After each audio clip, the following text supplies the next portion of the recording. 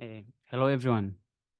I am Dr. James Chrispin from Tanzania, and I would like to share the study, which was a hospital-based study aiming to assess how nutritional consequences affecting children with severe acute malnutrition, and more focusing on the seasonality.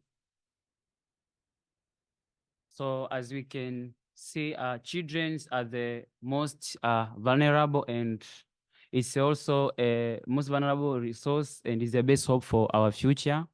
We've been having a lot of movement on how we can have a future which will thrive. So I mean, the children are the best element for the survival for our future. And in middle and low income country, this age group is really vulnerable to perish because of issues which are resulting from climate change. So more specifically, I will be talking on malnutrition. So climate change has affected the global food system and food security. We know the issues of increasing temperature and also changes in rainfall pattern, and also together with a reduction in agricultural yield. So children below 5 years of age, about 160 million are stunted and 50 are wasted. In Africa, severe acute malnutrition contribute to over 4.4 million deaths of our children below 5 of age, while in Tanzania, about 34% of our children below 5 years of age are stunted.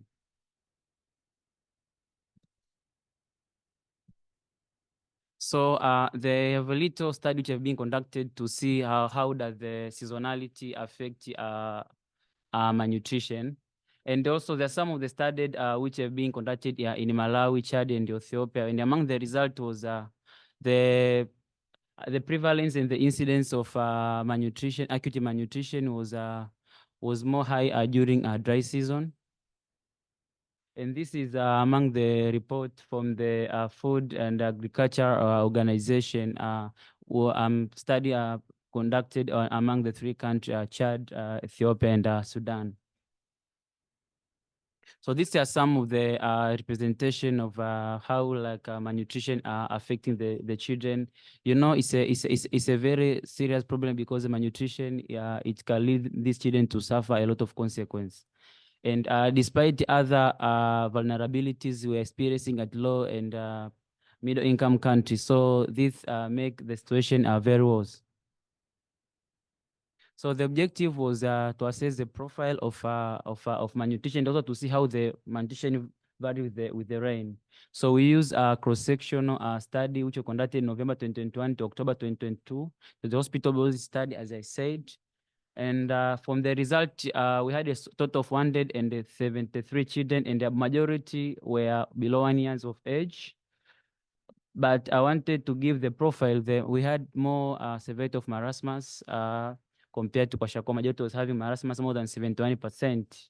And also the outcome was more than 80% were discharged, but about 20% died. So you can see mortality is very high. That is the graphical presentation of the outcome. And also, basing on a study, the variation was the malnutrition was more high during rain season, over dry season, irrespective to other studies. And among you can see the graph of variation.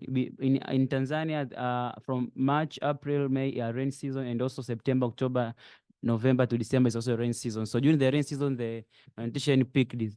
So among the conclusion I get is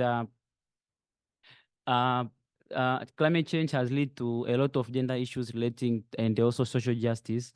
So among the contributing factor is because in our country there are a lot of people responsible for taking care of the kids are women, and during a rainy season they are more fighting to plant and to see how they can because they're relying on cultivation for food, so they less take care of the children. That's why the incidents peaked during the rainy season, and I also think due to depletion of the food storage, because the food reserve during the dry season. So during the rainy season, the storage are over. So it's just a recommendation to do further studies or concern is to study how these things are vary with seasonality, because I think some setting is really diverging. Thank you.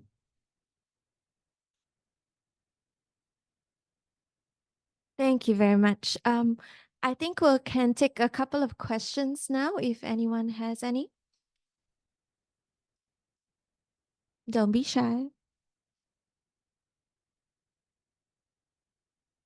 To the gentleman at the back.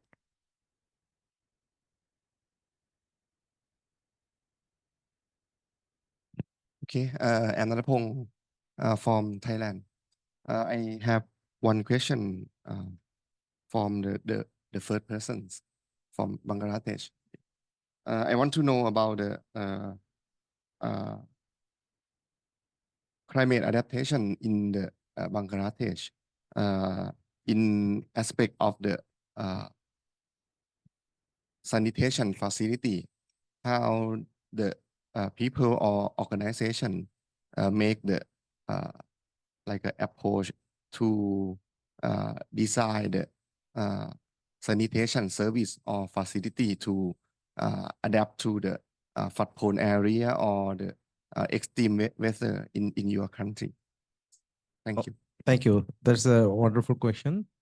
Actually, we haven't yet generated any mechanism or adaptation tool technique in terms of sanitation or promoting any technologies to the government or others. But this is one of recommendation. As a recommendation, I'm taking this. We just conduct the research to see the status of the facility, what happened during the flood, already disaster, are they capable enough or not? If not, then what is the solution? So I don't have time to go over the suggestion and recommendations to detail, but these sort of recommendations also came up, and we will collaborate with other agencies, government, and research institutes definitely, globally and nationally, so that we might be figure out some good solutions on that, and that will be milestone for the government, and we can go for advocacy on that. Thank you. Thank you. One more question, perhaps? Do we have anything on Slido, maybe? No. Oh, we have one question over there.